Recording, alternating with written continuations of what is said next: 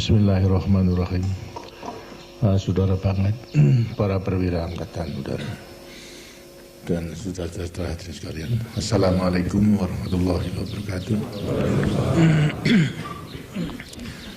Pertama-tama kesempatan ini ingin saya gunakan untuk menyertai saudara-saudara semua memanjatkan puji syukur kehadirat Tuhan Yang Maha Kuasa karena rahmatnya dalam rangka apel Komandan Kesatuan TNI Angkatan Udara. Pada hari ini ada acara untuk bertatap muka dengan saya, khususnya di Tapos ini, karena itu saya sampaikan selamat datang di Tapos ini.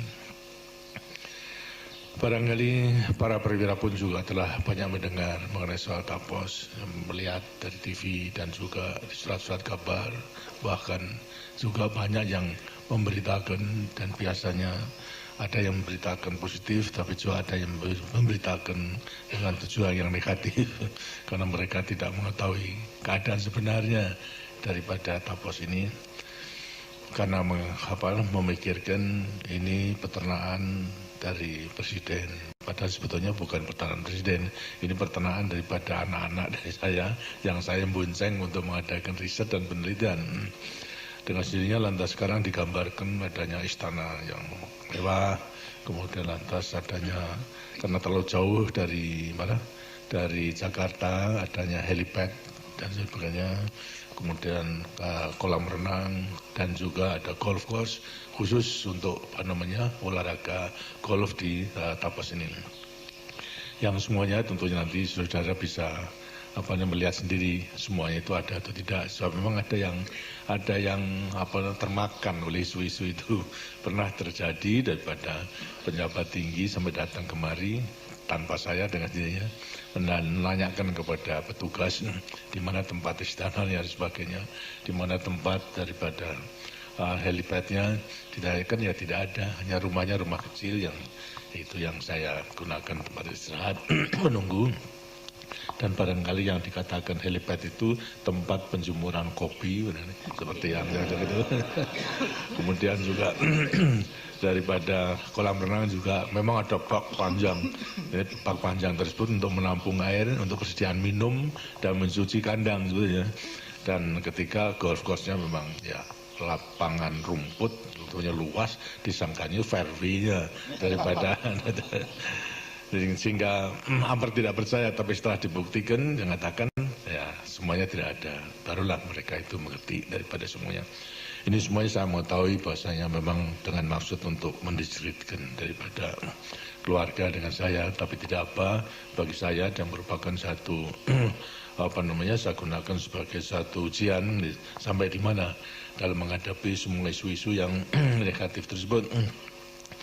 Isu tersebut sebetulnya sudah merupakan suatu penfitnahan, tapi karena kami percaya kepada Tuhan Yang Maha Kuasa, dengan sininya juga akhirnya mana yang benar, yang baik itu akan kelihatan, yang jelek itu akan nampak pula. Yang dalam bahasa Jawa itu adalah becik ke titik orok toro, katanya begitu. Ini saya serahkan kepada Tuhan Yang Maha Kuasa. Karena itu sekali lagi saya terima kasih bahwasanya saudara-saudara nanti akan turut menyaksikan. Mudah-mudahan nanti kalau masih ada isu-isu demikian bisa turut mengatakan bahwasanya itu tidak benar daripada semuanya itu. Dalam ini hari saya berhadapan dengan perwira-perwira Angkatan Udara. Bagi saya teringat satu peristiwa 49 tahun yang lampau pada waktu revolusi itu pecah. Tanggal 17 Agustus 1945 proklamasi dikumandangkan oleh Bung Karno dan Bung Hatta atas kemerdekaan daripada negara Republik Indonesia. Pada waktu itu saya terakhir menjadi ajudan komandan kompi, staf komandan kompi daripada PETA dan melatih, tapi tidak di satuan tapi di pusatnya, itu di markas besarnya di Madiun. Dan kemudian pada setelah proklamasi kurang lebih 2 hari semuanya telah dibubarkan PETA dan saya kembali ke Jogja. Tanggal 23 Agustus itu adalah diumumkan adanya maklumat daripada pemerintah dan negara Republik Indonesia yang baru mengenai pembentukan daripada Badan Keamanan Rakyat BKR. BKR tanggal 23 Agustus dari beberapa hari, karena dipandang perlu untuk segera mempunyai kekuatan dalam rangka mengamankan negara Republik Indonesia yang telah diproklamirkan itu. Dan semua pemuda-pemuda dianjurkan untuk bergabung kepada Badan Keamanan Rakyat. Tidak lupa dengan hasilnya. Semua bekas peta dan juga bekas NIL dan juga Lisyun dengan hasilnya menggabungkan di daerah-daerah itu menjadi anggota daripada Badan Keamanan Rakyat BKR tersebut. Susunannya belum sampai susunan kesatuan, tapi susunannya ada satuan organisasi, ada ketua, wakil ketua, bendahara, sekretaris, dan kelompok-kelompok daripada keseluruhannya. Tugasnya apa pada waktu itu? Kita karena memang tidak mempunyai senjata, tentunya pertama-tama mencari senjata. Jadi mencuri senjata dari Jepang dan lain sebagainya, sampai main koboi-koboinan itu pokoknya boleh senjata. Di sampingnya itu juga melakukan diplomasi kepada Jepang yang masih ada. Karena di Jogja pada waktu itu ada 4 batalion yang ukuran sekarang. Dulu namanya Daedang, 4 Daedang, lengkap dengan senjatanya. Setelah peta dibubarkan, senjatanya memang dikumpulkan oleh Jepang di Kota Baru, di gudang, gitu, yang juga di situ tempatkan daripada salah satu batalion daripada Jepang. Kita bekas peta maupun juga yang senior mengadakan diplomasi kepada artinya pemerintah dan juga daripada satuan Jepang pada waktu itu, tapi tidak diberi, gitu, tidak diberi. Tapi terus didesak, terus mulai Agustus terus kita usahakan, samping mencari senjata ke sana kemari, tapi juga karena memang ada di gudang banyak bekas 4 batalion, kita usahakan untuk dapat sampai kepada pengumuman mengenai pembentukan daripada TKR itu. Atau BKR kemudian TKR tanggal 5 Oktober belum diberikan. Maka kita putuskan pada waktu itu, secara kebetulan saya ditunjuk sebagai wakil ketua daripada BKR di Yogyakarta. Ketuanya adalah Saudara Slamet, namanya, orangnya besar, bekas Sudanso pula. Kemudian pada waktu itu beliau sedang ada di Madiun, tapi kita mendesak kepada Jepang untuk menyerahkan, tidak mau. Akhirnya saya memutuskan sebagai wakil ketua untuk mengadakan serbuan terhadap Jepang yang ada di Kota Baru, dengan merahkan semua pemuda dan rakyat. Padahal kita senjatanya baru sedikit sekali, kecuali daripada kepolisian. Dari kepolisian masih lengkap, itu yang kita pinjam dan juga kita ajak untuk melucuti daripada Jepang. Bagi saya sendiri baru bisa mengumpulkan 12 senjata pada waktu itu. Tapi dengan gerakan daripada rakyat yang berteriak terus-menerus, itu kepung, serbu dan sebagainya, dari deadline-nya pada waktu itu jam 10 malam. Kalau tidak diserahkan, kita serbu. Kemudian kita serbu 1 malam. Akhirnya kita bisa berhasil dengan korban 21 pemuda yang gugur. Itu karena menyerang mulai daripada daerah terbuka. Barangkali kalau saudara yang di Jogja pernah menggambarkan, di Kota Baru sekarang itu dekat Lemboyangan, atau stasiun Lemboyangan, itu terbuka, dan mereka nyerangnya di sana. Mitraliernya sudah di atas, ada hadirnya, banyak daripada korbannya, 21 daripada pemuda maupun bekas peta. Saya sendiri menyerang daripada sebelah timur karena temboknya ada dan kampung. Tapi syukur alhamdulillah bisa berhasil, akhirnya mereka menyerah. Dan akhirnya yang kita usahakan senjata. Jadi gudang kemudian kita buka, lantas kita angkut menuju ke benteng di muka gedung negara tersebut. Di sana kita kumpulkan, maksudnya agar supaya nanti segera bisa kita susun satuan-satuan tempur dengan perlengkapan. Minimal adalah 4 batalion itu. Termasuk senjata beratnya, senjata ringan, kemudian lantas senjata pendek, maupun juga mitrailleur, mortir dan sebagainya. Kita bawa ke sana. Kurang lebih sampai jam 2 pada waktu itu sudah selesai. Lantas saya kembali ke benteng tersebut. alangkah terkejutnya saya. Apa sebabnya? Senjata yang saya kirim ke sana oleh teman-teman, oleh kawan-kawan, disangkanya pertempuran itu masih ada, dibagi kepada pemuda-pemuda, dibagi habis ya. Sehingga saya betul-betul nangis pada waktu itu. Sedang memang saya rencanakan untuk menyusun pasukan. Atas gimana? Di tangan daripada pemuda, tapi senjata ringan saja, senjata brand sampai kepada mitrailleur dan mortir tidak. Tapi yang penting justru daripada senjata ringan itu. Secara kebetulan kemudian terjadi peristiwa di Semarang. Jadi saya pikir pada waktu itu tidak mungkin itu, sedang semangatnya ingin berjuang, pemuda memegang senjata diminta begitu saja tidak mungkin. Tidak. Secara kebetulan ada permintaan bantuan satuan dari Jogja itu untuk membantu pertempuran di Semarang. Nah, kemudian atas kesempatan itu saya gunakan mengumpulkan semua pemuda yang memegang senjata, terutama menerima senjata dari Beteng, semua kumpul karena keadaan gawat. Keadaan gawat akan membantu, yaitu ke Semarang. Dengan sendirinya antusias sekali, semua kumpul dengan seluruhnya di Benteng. Kemudian lantas kita susun daripada regu-regu, senjatanya saya suruh meninggalkan, tidak mau, pokoknya mau turut bertempur, ya baiklah. Sedangkan kebanyakan memang anak pemuda, terus bukan tentara. Kalau tentara segera bisa kita ambil, kita susun menjadi kesatuan-kesatuan. Tapi saya sudah memikirkan karena faktor psikologis, baiklah kita kerahkan. Tapi saya yakin bahwa nanti setelah beberapa hari mereka tahu akan menyerahkan senjatanya. Di sampingnya itu sudah saya dampingi dari para bekas peta, satu regu dapat senjata. Kemudian setelah sampai di Semarang, 2-3 hari sudah gelisah mereka, gelisah, minta dikirimkan kembali ke Jogja. Ya saya katakan boleh saja, kita pertempuran, senjata semua tinggalkan, artinya diserahkan dulu kepada yang tidak bersenjata. Nah, kemudian lantas ya karena sudah ingin pulang, serahkan begitu saja. Sehingga demikian, dengan cara demikian senjata yang di tangan pemuda seluruhnya bisa kita ambil kembali tanpa ada kericuan, dan senjata bisa kita kumpulkan, kemudian kita bentuk dari batalion-batalion itu. Gitu, Mas. Saya diberi kepercayaan membentuk satu batalion yang namanya Batalion 10. Kemudian setelah kembali dari Semarang dan menyusun batalion itu, di Jogja masih ada itu, kekuatan Jepang yang belum dilucuti. Ialah kekuatan Jepang karena ini adalah angkatan darat, sedangkan yang ada di Meguwo itulah angkatan laut, bukan angkatan laut itu, Kaigung, angkatan laut, masih lengkap.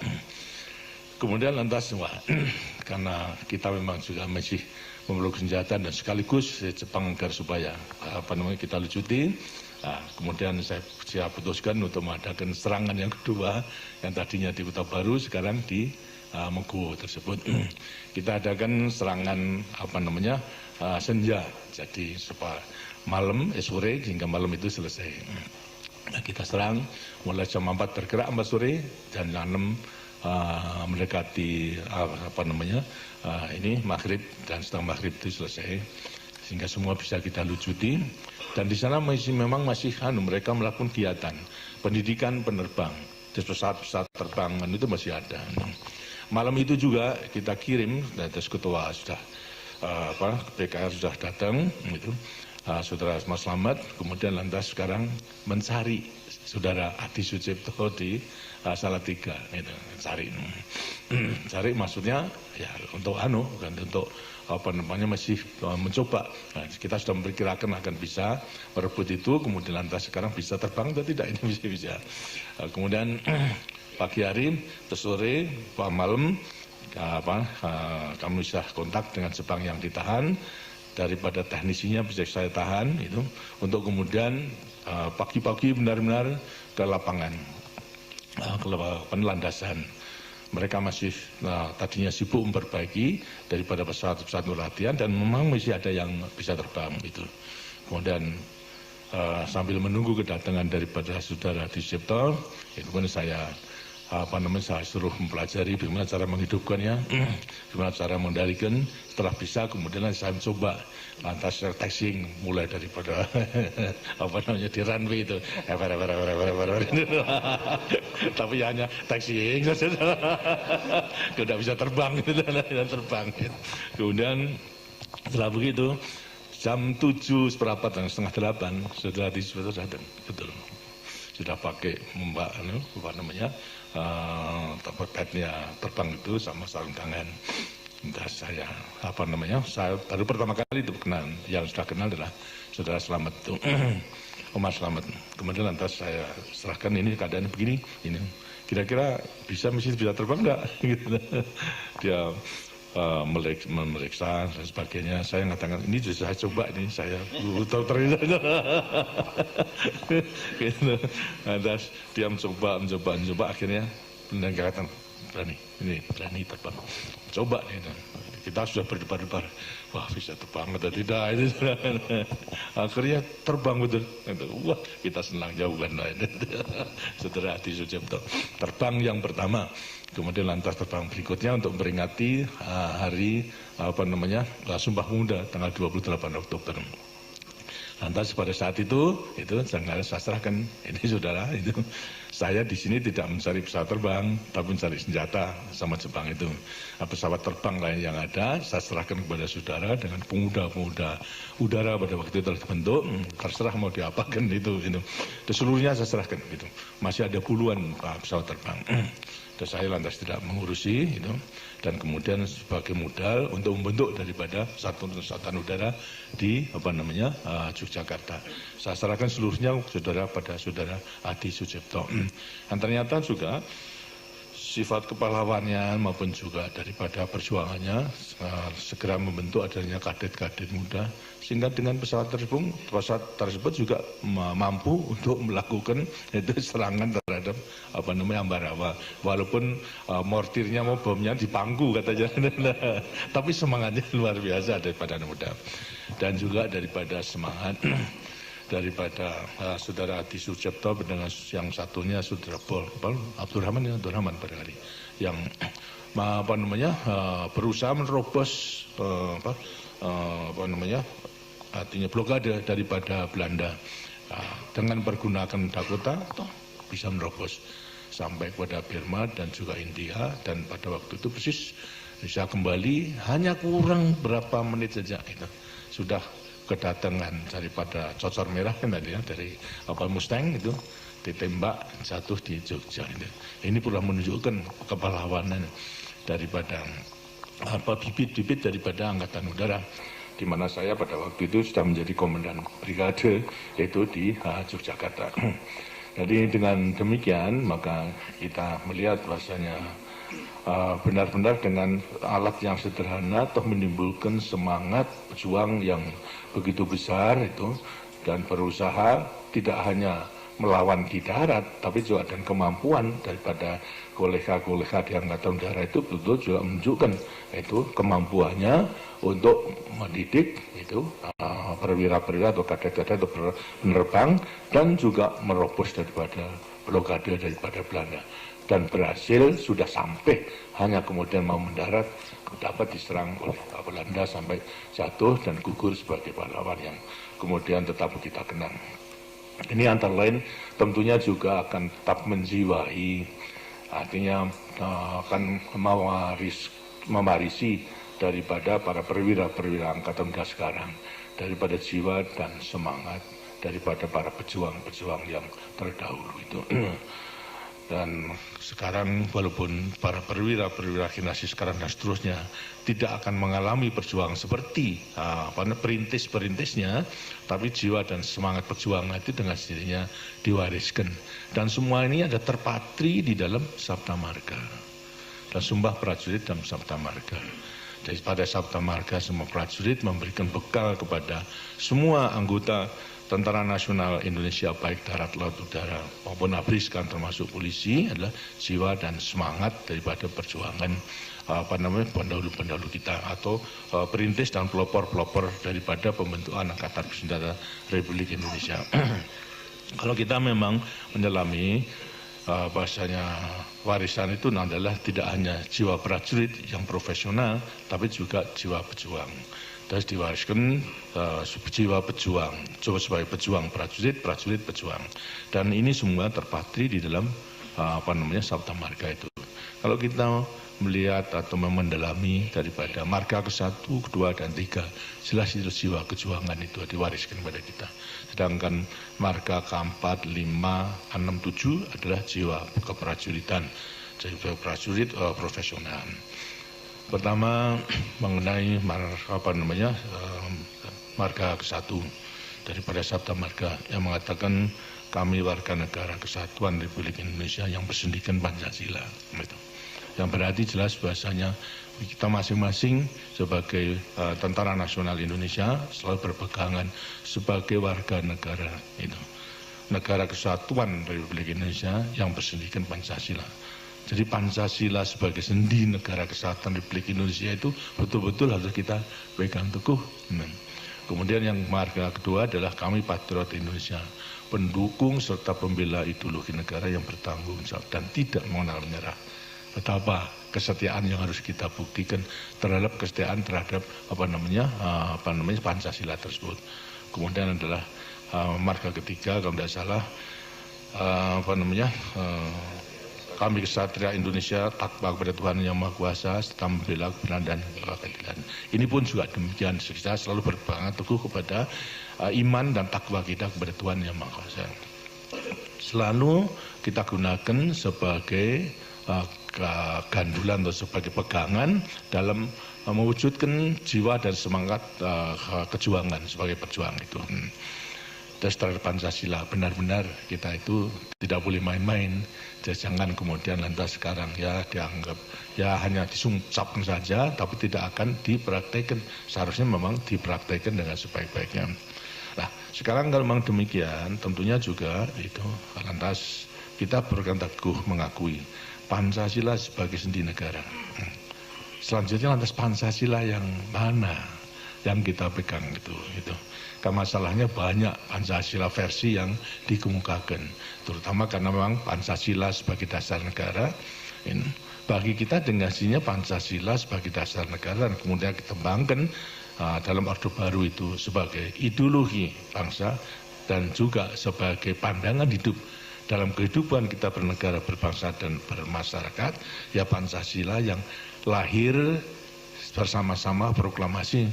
Artinya yang lahir satu hari setelah proklamasi itu ialah Undang-Undang Dasar 45, di mana mukadimahnya disebutkan daripada dasar bernegara ialah ketuhanan yang Maha Esa, kemanusiaan yang adil dan beradab, persatuan Indonesia, kerakyatan yang dipimpin oleh hikmah, kebijaksanaan dalam persoalan perwakilan, keadilan bagi seluruh masyarakat Indonesia yang kemudian kita namakan Pancasila. Inilah yang harus kita pegang teguh. Karena memang ada beberapa versi yang seolah mengatakan Pancasila yang lahir pada 1 Juni misalnya, pada waktu diucapkan oleh Bung Karno. Sebetulnya ini semua merupakan proses, proses daripada pembentukan dasar negara oleh artinya pemimpin-pemimpin kita, pendiri Republik Indonesia di dalam menyusun daripada dasar daripada negara, ialah Undang-Undang Dasar maupun juga daripada falsafah daripada Undang Dasar 45. Banyak semuanya memberikan satu uraian Bapak Bung Karno mengenai soal Pancasila, gunakan Pancasila, tapi daripada Pancasila yang diutarakan Bung Karno tidak sebagaimana Pancasila yang termasuk di dalam mukadimah itu, urut-urutan pun juga lain. Bahkan Bung Karno mengatakan kalau itu terlalu panjang bisa diperas menjadi trisila, bisa diperas lagi menjadi satu sila, berarti gotong royong.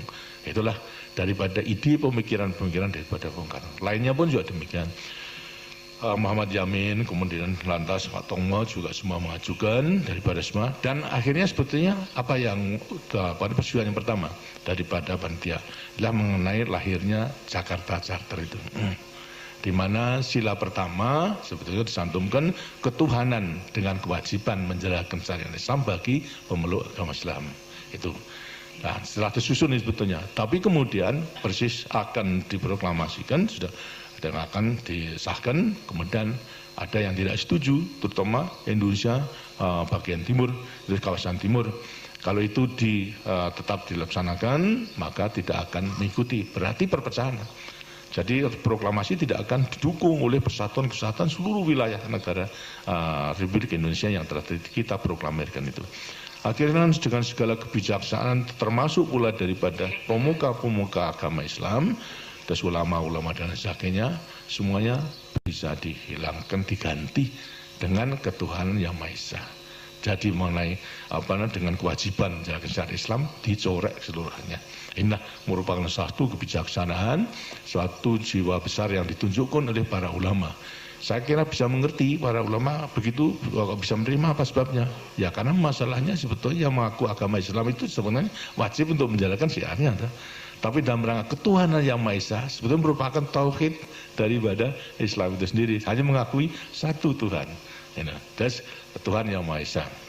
Dan kita itu hanya mengetahui satu Tuhan, dan juga daripada umat Islam mengakui Nabi Muhammad itu sebagai Nabi utusan Rasulnya itu.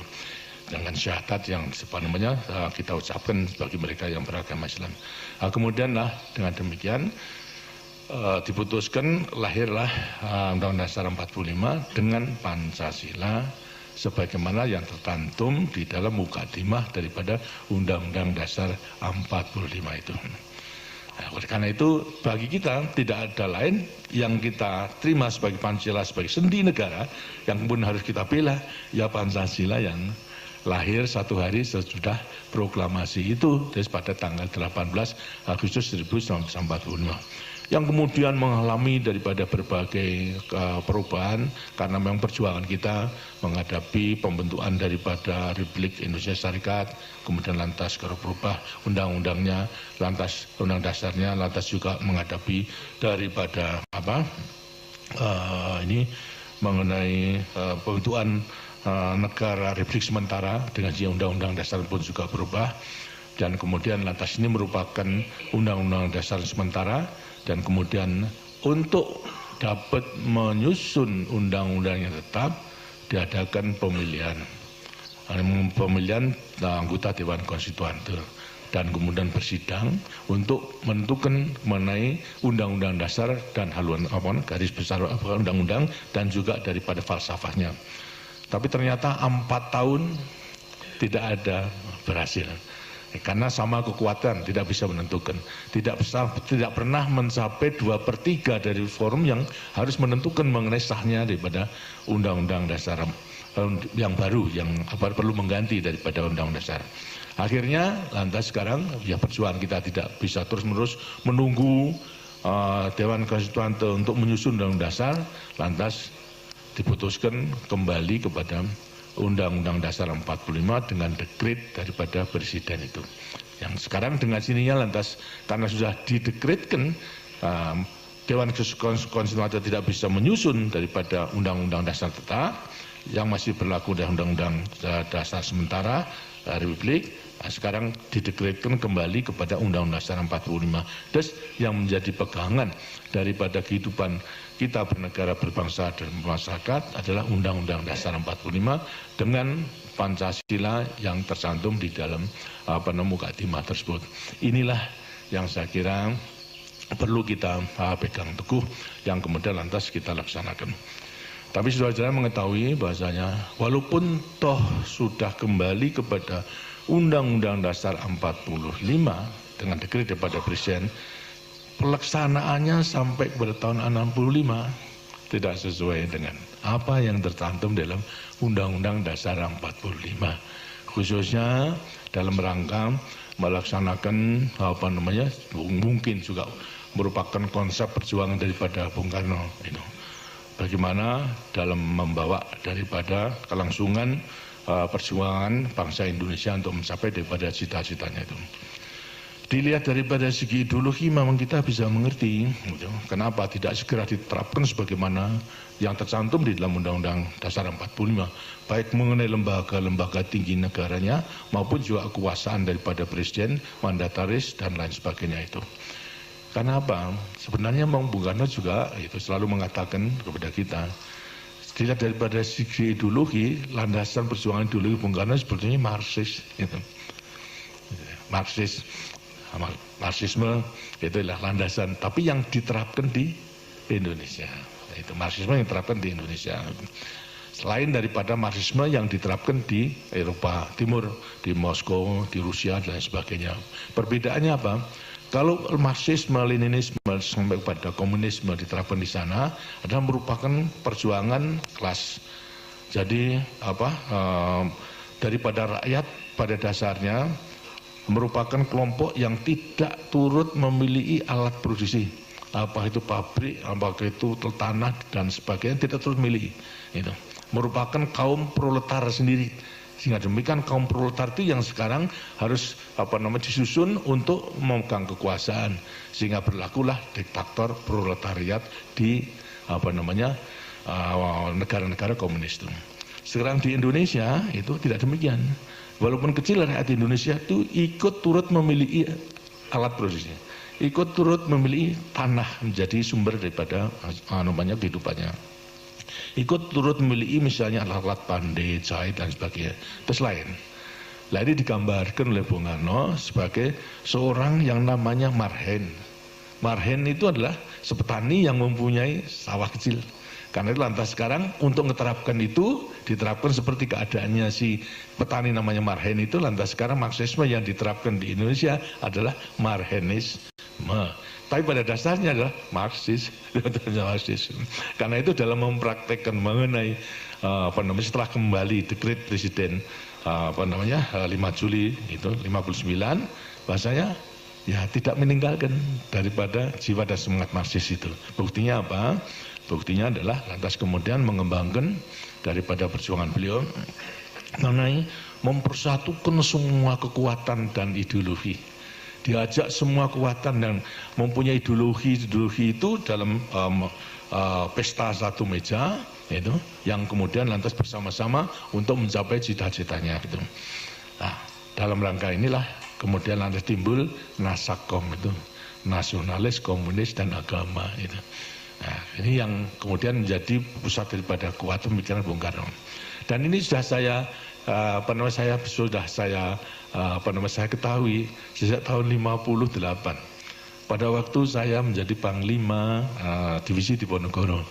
Pada waktu itu beliau mengunjungi daerah dalam rangka saya sebagai penguasa perang. Saya mendampingi beliau di mobil dari Banteng, Banteng sampai kepada kota tempat penginapan. Banyak saya laporkan soal keamanan. Kemudian saya tanya kepada beliau, Pak, karena setelah pemilihan umum pada waktu itu untuk Dewan Kesultanan, ya Pak, ini mengenai PKI di Jawa Tengah itu menang, apakah tidak membahayakan Pancasila? Saya menanyakan itu.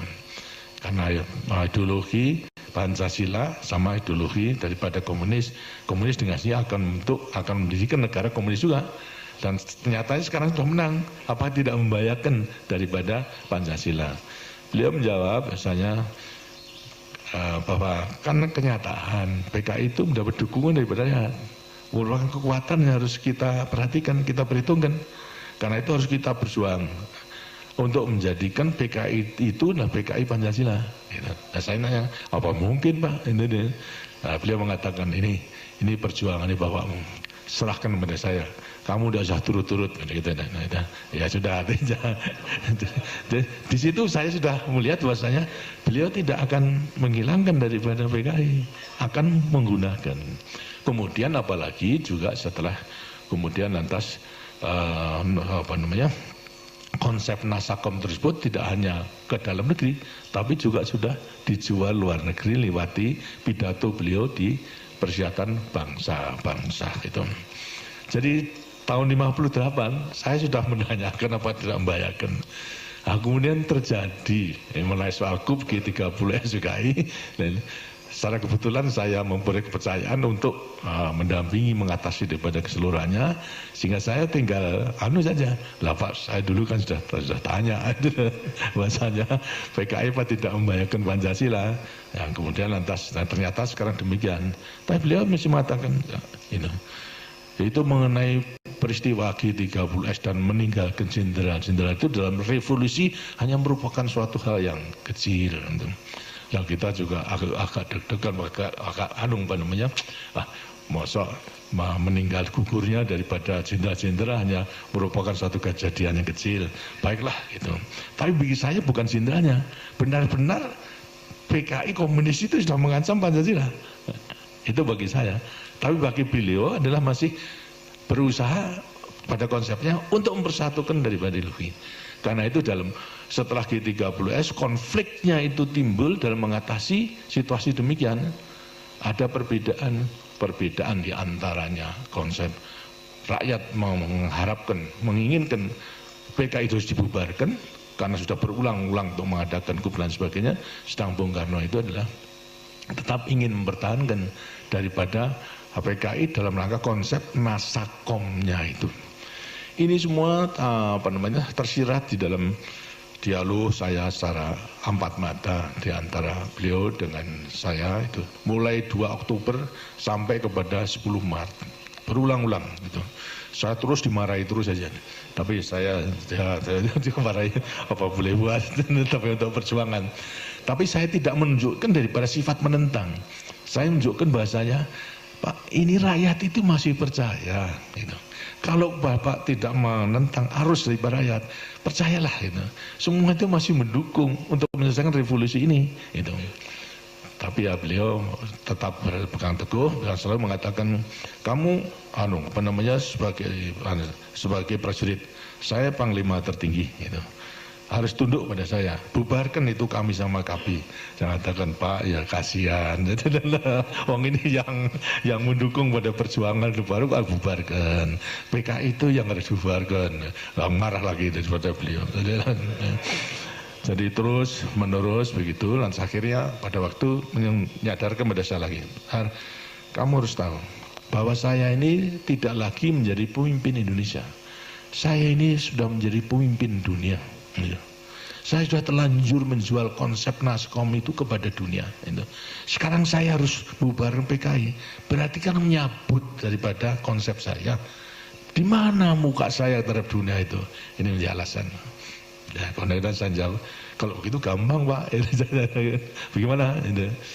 Yang penting sesuai dengan apa yang selalu diajarkan Bapak kan. Yang penting kan kepentingan rakyat kita, kepentingan nasional dulu. Baru dengan kepentingan nasional dan kekuatan nasional kita bisa melangkah keluar.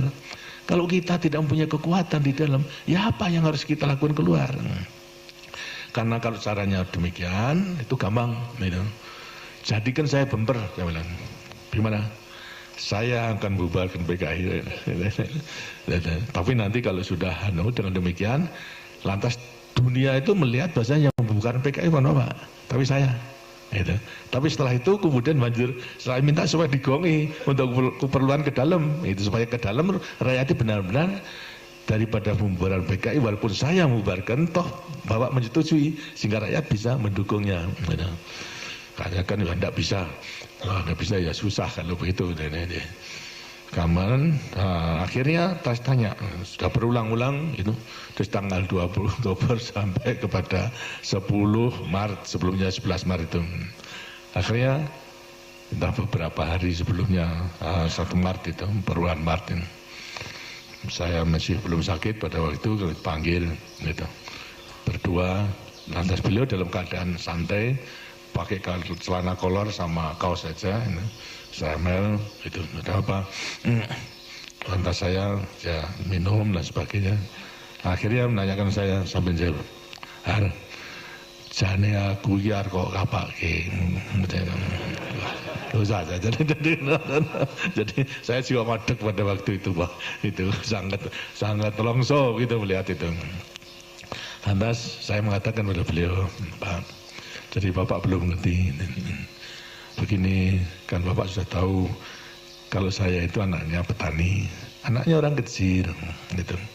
Tapi walaupun orang kecil, ayah saya, orang tua saya itu punya kudangan terhadap anaknya itu. Oh boy, begini pesan kepada saya, kalau kau kelak menjadi orang bisa mikul dur mendem jeruk pada orang tua, itu kudangan daripada ayah saya. Ya saya taati. Lah sekarang ini saya sebetulnya memandang Bapak itu tidak hanya sebagai presiden militeris. tidak hanya sebagai panglima tertinggi, juga tidak sebagai hanya pemimpin besar revolusi, itu presiden seumur hidup, tapi juga saya pandang sebagai ayah saya sendiri. Lah saya ini maksud saya mikul dur mendem jeru pada bapak, tapi yang mau dipikul dur mendem jeru tidak mau. Saya kata tenan kok ini. Lah kalau tidak tenan saya dimarahi, sudah tidak mau datang kemari ya. Bolak-balik dimarahi aja. Jadi dengan mulian di sini ada perbedaan antara syarat. Sarannya mengatasi keadaan. Saya mengatakan menampung arus dari Pariat, bubar PKI, beliau masih belum, tapi tidak mungkin daripada beliau untuk melaksanakan karena perhitungan ke dalam dan politik ke luar tadi. Dan saya bisa mengerti karena itu saya katakan jadikan saya bembel itu saya bukan PKI, tapi setelah itu bapak ngegoki, ini artinya merestui di setelah beberapa selang. Itu kesimpulannya, dan kemudian masih ragu-ragu nanya. Dan saya memang tidak punya maksud untuk menumbangkan Bung Karno, walaupun teman-teman saya, kolega saya telah mengajak kekuasaan di tangan kita. Kenapa harus kita tunggu-tunggu? Gitu. Buat sekarang sudah kita gulingkan saja. Saya mengatakan, maafkan, saya tidak mempunyai pikiran ke situ, karena saya tidak mau meninggalkan sejarah titik hitam dalam kertas putih kepada kehidupan angkatan perang kita. Saya tidak mau untuk mengajak kepada anak buah untuk merebut kekuasaan, saya tidak mau. Tapi kalau saudara-saudara mau, silakan. Saya tidak turut. Akhirnya tidak ada yang mau. Jadi tidak mau sekarang. Kita harus menyelesaikan semua itu secara konstitusional. Ya memang lama, tapi inilah jalan yang harus kita tempuh. Akhirnya semua setuju, hanya mengatakan yang kritik pada saya terlalu falsafah Jogja, itu seperti Andong, alan-alan asal pelakon gitu loh. Ya apa boleh buat aja, tapi yang mereka tidak mengerti, yang penting itu kan kelakonnya itu, jadi kelakonnya dengan berhasil, bukan alon-alonnya, kelakonnya itu dan berhasil. Ya karena mereka salah menafsirkan, sehingga kemudian terjadi pada 11 Maret sidang kabinet. Di situ ada pemberitaan mengenai soal istana sudah dikepung oleh pasukan yang tidak dikenal. 10 Maret, enggak 11. 11 Maret itu keluarnya kan 11 Maret ketika itu juga. 11 Maret itu kemudian lantas ada demikian sampai Bung Karno kemudian ke Bogor dalam keadaan sangat memprihatinkan, disusul dengan Waperdam keseluruhnya dengan helikopter ke Bogor. Kemudian di antara 3 perwira, yang 2 menjadi menteri, yang 1 adalah Panglima Kodam, siapa? Pak Basuki Rahmat, kemudian lantas Yusuf sama Amir Muhammad sebagai Panglima Kodam. Melihat situasi demikian, itu sangat memprihatinkan, mempunyai ide untuk untuk menemani Bung Karno ke Bogor, gitu. Baik. Tapi karena masih ingat ada atasannya, sehingga lapor kepada saya. Saya dalam keadaan sakit pada waktu itu, memang di tempat tidur karena kumat, tenggorokan. Kalau sudah kumat sampai kepada kursen dan sebagainya, tidak bisa menghadiri sidang kabinet pada waktu itu.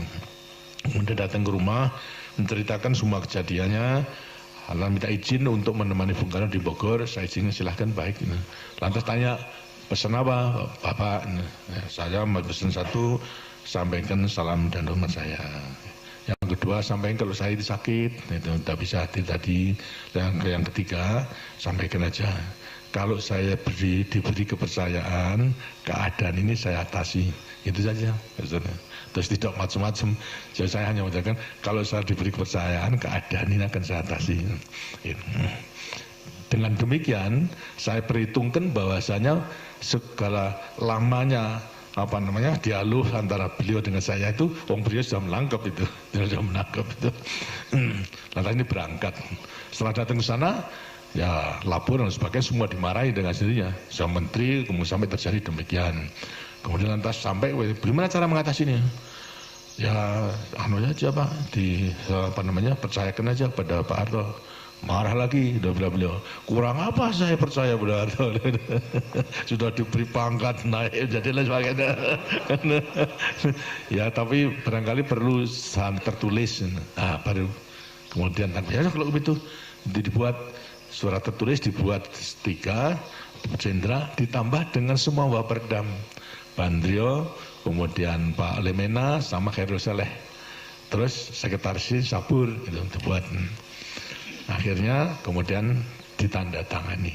Nah itulah perintah 11 Maret lahir, ditandatangani, sudah mendekati sore, dan isinya adalah memberikan wewenang kepada saya di mana perlu untuk mengambil tindakan atas nama beliau, gitu, untuk mengamankan daripada perjuangan, revolusi dan lain sebagainya. Itu merupakan suatu wewenang yang luar biasa itu. Dan kemudian lantas ini dibawa ke Jakarta. Sudah agak malam, ada waktu kurang lebih yang mendekati Isya itu. Kemudian saya masih di rumah, disampaikan, saya baca, saya putuskan kemudian bubarkan PKI. Gitu. Bubarkan PKI, kemudian lantas karena persyaratan pada waktu itu harus sebelum mengambil keputusan ada koordinasi dengan menteri-menteri Panglima Angkatan. Saat ada rapat ada di Kostrad. Gitu. Lama bicarakan semua perwira dan semuanya telah ditinjau. Pokoknya saya menggunakan mengubarkan daripada PKI, dan semua dikonsep. Baru setelah jam 1 malam itu saya tanda tangani itu, Jadi dengan demikian lantas berlaku daripada perintah mengenai pembubaran daripada PKI tersebut itu. Jadi sudah tanggal 12 kalau tanggal 1 itu. Nah pagiannya diumumkan, kemudian lantas beliau katanya semua Waperdam kumpulkan, dimarahi. Dimarahi. Akhirnya diputuskan salah satu untuk dikirim kepada saya, Pak Lemena.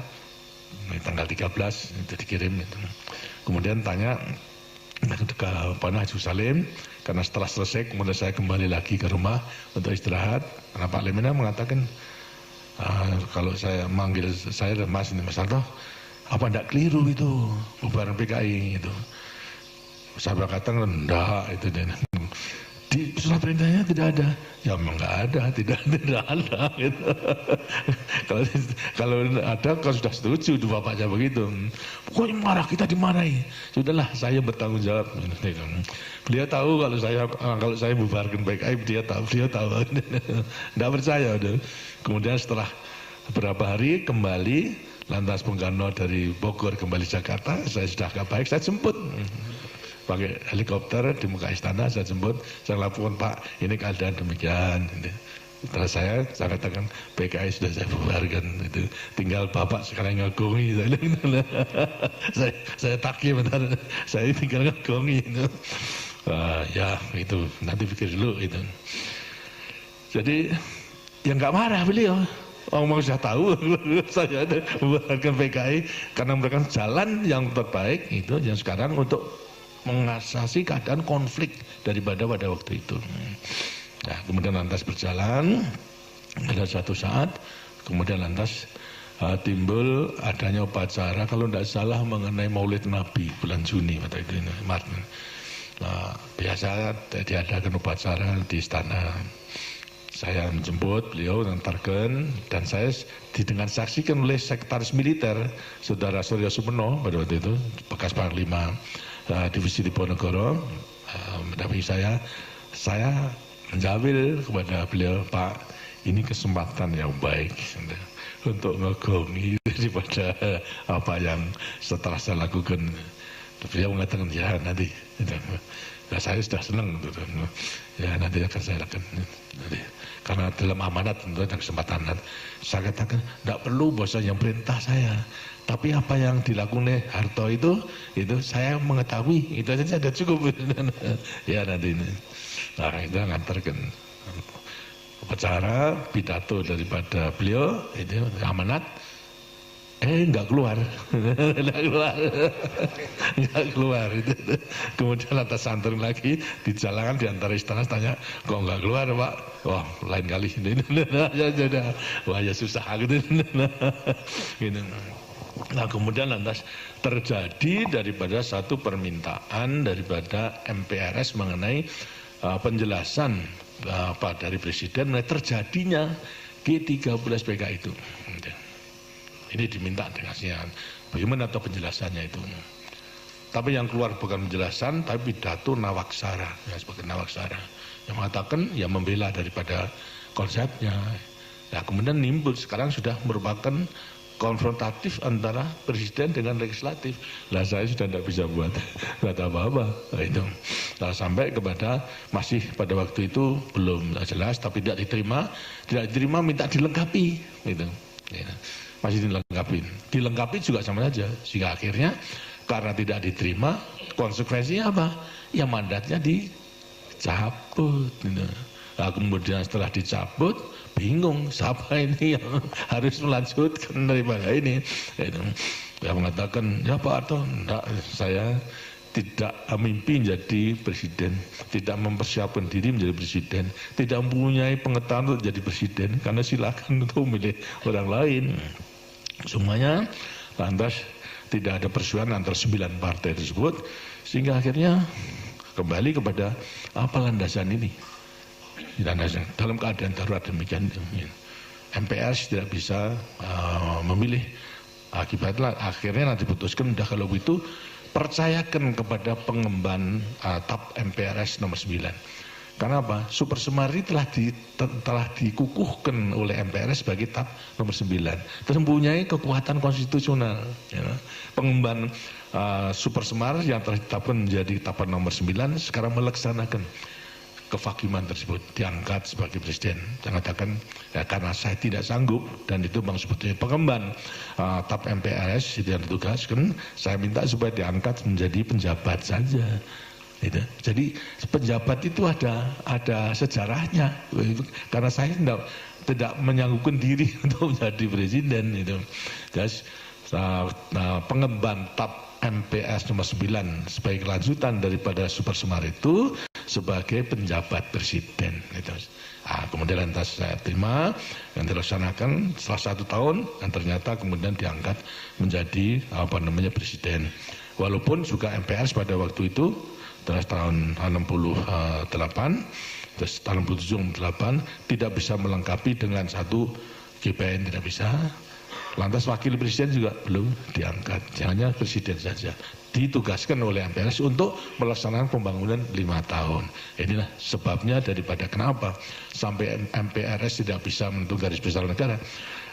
Karena pengalaman tidak ada. Mulai dulu itu selalu mengenai haluan negara ditentukan pidato tahunan tiap 17 Agustus daripada presiden itu dijadikan haluan negara. Nah itu kan bertentangan dengan Undang-Undang Dasar 45 toh. Tapi sejarahnya pun demikian, sehingga dihadapkan daripada suatu keadaan yang nggak bisa menyusun, hingga dipercayakan kepada Presiden Mandataris untuk melaksanakan pembangunan 5 tahun dan seterusnya. Ini sebagai suatu gambaran yang saya alami agar supaya saya mengetahui bahwa sejak semula itu kita menjaga. Jangan sampai ABRI itu melakukan satu tindakan-tindakan yang akibatnya seperti kejadian di Afrika, di Amerika Latin itu mengadakan perebutan kekuasaan sehingga sudah terjadi lagi timbul daripada perebutan kekuasaan sehingga akhirnya hanya terus begitu saja. Kita bersyukur alhamdulillah bahwasanya kita bisa mencegah pada waktu itu sehingga memang kita harus lantas sekarang melaksanakan semuanya itu sesuai dengan konstitusi. Karena itu tekad daripada Orde Baru dalam sekarang ini adalah melaksanakan kemurnian daripada Pancasila dan Undang-Undang Dasar 45. Sejak daripada lahir Orde Baru. Karena yang dulu itu seperti saya katakan, itu kenapa sejak proklamasi kemudian lantas Undang-Undang Dasar 45 itu tidak dilaksanakan.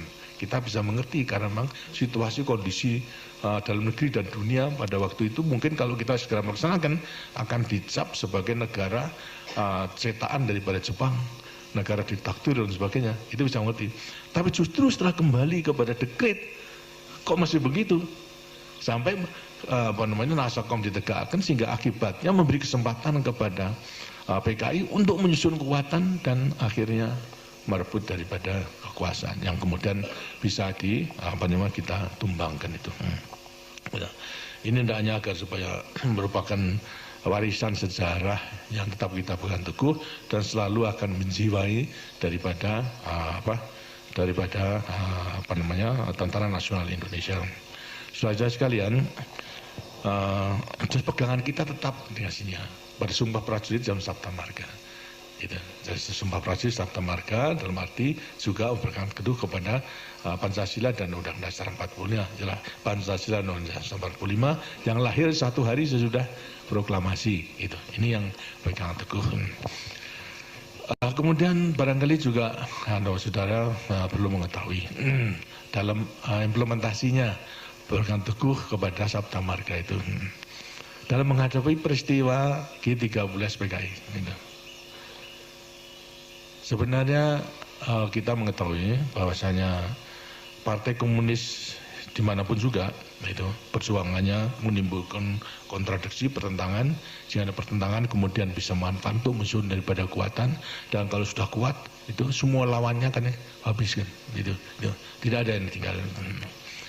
Nah, ini menjadi ciri-ciri daripada mereka. Oleh karena itu kekuatan yang harus disusun dalam rangka persyaratan untuk dapat kemenangan itu ada 3 kekuatan gitu. Satu apa? Satu mengenai kekuatan buruh, itu harus tangannya. Ketua tani itu harus di tangannya. Dan ketiga adalah angkatan bersenjata harus di tangannya. PKI telah bisa menghimpun itu Soksi sama BTI, tapi mengenai angkatannya belum. Karena itu mereka punya ide dalam rangka konfrontasi dengan Malaysia membentuk angkatan kelima. Itu mempersenjatai daripada buruh sama petani. Karena yang memang tidak bisa, belum dimiliki. Sedangkan daripada angkatan sebagai banyak pejuang dan hasilnya tidak akan mudah begitu saja. Karena itu ini tidak tercapai sehingga satu-satunya jalan itu sebetulnya karena apa? Terdesak oleh perhitungan waktu. Terdesak oleh perhitungan waktu pada waktu itu apa sebabnya? Terus mereka masih selalu menyandarkan kepada karisma Bung Karno. Desakan unlinen terus kepada Bung Karno itu. Dan pada waktu itu ada berita kalau Bung Karno dalam keadaan sakit. Diramalkan oleh dokter daripada RT, didatangkan, kemungkinan ada 2, lumpuh atau meninggal. Nah, beliau daripada PKI mengatakan kalau ini terjadi sebelum dia kuasa akan hancur. Maka itulah ini sebelumnya terjadi diforsir. Hanya angkatan saja belum, maka mengadakan infiltrasi terhadap angkatan darat yang punya kekuatan yang besar. Dan infiltrasi bukan baru, perwira-perwira yang dikerahkan itu sudah merupakan perwira yang dibina sejak tahun 45, seperti Untung. Itu karena dari Solo. Saya mengetahui bahwa Untung itu batalionnya, Batalan 44, Batalan 3, yang juga saya komandansimennya pada waktu itu telah diadakan indoktrinasi politik sejak tahun 45 oleh tokoh PKI yang namanya Alimin. Tokoh tertua setelah Tan Malaka itu adalah Alimin. Kemudian baru Muso. Ini terus menerus. Sehingga setelah tahun 45 semua komandan regu ke atas itu politiknya, ideologinya adalah komunis. Tapi dalam rangka memperbaiki kita latih dan sebagainya itu, apalagi pada waktu saya di Solo semua saya latih supaya dipisahkan di antara ideologi sama keprajuritan, dan berhasil, tapi nyata terus dibina sehingga pada akhir membutuhkan terdesak oleh keadaan, perwira-perwira inilah yang digunakan. Secara kebetulan semua sudah di Jakarta gitu. Dan memegang kunci-kunci yang penting karena memang rupa-rupanya ada persiapan ke arah situ. Jadi pada waktu pengumuman pertama bahwa Untung melakukan kegiatan itu untuk menghadapi gerakan Dewan Jenderal yang mengadakan coup terhadap Bung Karno, itu saya bisa baca itu Untung itu dulu PKI gitu. Tapi dia mengatakan seolah gerakan daripada menghadapi Dewan Jenderal. Dengan Dewan Jenderal sebenarnya tidak ada. Yang ada itu Wanjakti, Dewan Jabatan dan Kepangkatan Tinggi, di mana saya duduk. Ya tidak pernah membicarakan mengenai soal politik, tapi mengenai soal jabatan sama kepangkatan aja. Dari situ sudah mengatakan menyalahgunakan itu. Kemudian lantas terjadi itu pada waktu itu adalah kalau dilihat dari versi kekuatan Saudara-saudara mengetahui bahwasanya susunan Kostrad dulu itu hanya kerangkanya saja. Komando Kostrad, komando tempurnya brigade. Batalon-batalonnya itu masih di kodam-kodam. Kalau diperlukan saja kemudian attach. Tapi kalau tidak diperlukan, saya sudah mempunyai kewajiban untuk melatih mereka itu menjadi kesatuan tempur yang baik. Jadi saya telah ada hubungan dan mereka melatih. Pada waktu menghadapi peringatan Angkatan Bersenjata tanggal 5 Oktober itu tahun 65 pada waktu itu, 3 batalion ditarik ke Jakarta dalam dihimpun dalam satu brigade untuk ikuti parade itu. Batalon 530 dari Jawa Timur, 454 dari Jawa Tengah, Batalon 328 dari Jawa Barat, semuanya parade. Lini antara lain 2 batalon itu telah digait oleh G13PK, tinggal 1 batalon saja. Karena itu saya usahakan supaya dipisahkan, 530 bisa dipisahkan. Tapi 454 tidak bisa, karena saya beri waktu pada waktu komandannya. Komandan batalionnya ada di istana, wakilnya saya panggil, saya beri penjelasan sendiri bahwasanya kamu ditipu oleh untung ini, keadaannya demikian. Jadi kapalnya supaya sadar, sekarang kembali kepada Kostrad. Saya beri waktu, kalau jam 6 belum menyatakan kembali, ya terpaksa hadapan dengan Kostrad itu. Akhirnya 530 jam 2 itu sudah gabung. Tapi 454 belum, sampai jam 6 meninggalkan. Tapi 2 kompi setelah jam 10 malam dia gabung dan tinggal 2 kompi. Kemudian lantas terus mendukung daripada perjuangan kelanjutan daripada G13PK itu. Jadi saudara-saudara, supaya mendengar bahasanya, sebetulnya daripada segi kekuatan, saya tidak ada kekuatan, hanya kerangka saja. Tapi setelah saya mengetahui untung yang memimpin, dan saya bisa menilai bahwa ini di belakangnya mesti ada. Kemudian lantas putusan saya pada waktu itu untuk segera membungkem RRI, membungkem RPKD, lantas saya tunda, jangan, sudah biarkan saja. Mereka mengadakan statement supaya rakyat mengetahui bahwa tidak hanya pada menghadap Dewan Sindra, tapi apa yang menjadi tujuan itu, sehingga kemudian mulai melakukan satu penurunan pangkat. Daripada kolonel ke atas turunkan, karena dia paling tinggi Panowusta atau Gotongnya atau itu diturunkan. Jadi saya juga harus turun pada waktu itu. Lantas kedua juga mengenai bentuk Dewan Revolusi, lah sudah itu. Kemudian lantas pemerintah sementara dan sebagainya sudah semuanya leweng. Baru setelah diumumkan, supaya maksud saya rakyat mengetahui apa latar belakangnya itu. Terus politik. Karena itu setelah semua terjadi, jam 6 dikatakan sebelum jam 7 malam duduki RRI, kemudian mengumumkan daripada pengumuman saya dan pidato saya. Jadi di sini saya hanya pegang pada apa pada waktu itu, soal jelasin pada staf. Saya perhitungkan ini di belakangnya daripada untung ini PKI pasti. Nah kalau PKI bukan masalahnya mengenai Dewan Jenderal Angkatan Darat, ini pasti akan mendirikan negara komunis. Berarti Pancasila itu dalam keadaan bahaya. Sedang kita sebagai prajurit Sabta Marga harus membela Pancasila. Akan kita biarkan atau gimana? Kalau dibiarkan, daripada doktrin komunis itu akhirnya toh kita akan mati konyol. Coba akan dibunuh semuanya. Lah daripada mati konyol, mari mati sebagai prajurit yang setia kepada sumpah prajurit Sabta Marga. Menurut perhitungan saya, kita harus melawan daripada mati konyol itu. Semua setuju, oke, betul, kita lawan, kita hadapi daripada semuanya itu. Sehingga walaupun kekuatan itu relatif tidak ada, tapi karena saya percaya bahwa rakyat itu akan mendukungnya, dan kesatuan yang tertipu akhirnya juga akan kembali. Nah, untuk mengatasi itu, akhirnya bisa diatasi dengan sebaik-baiknya.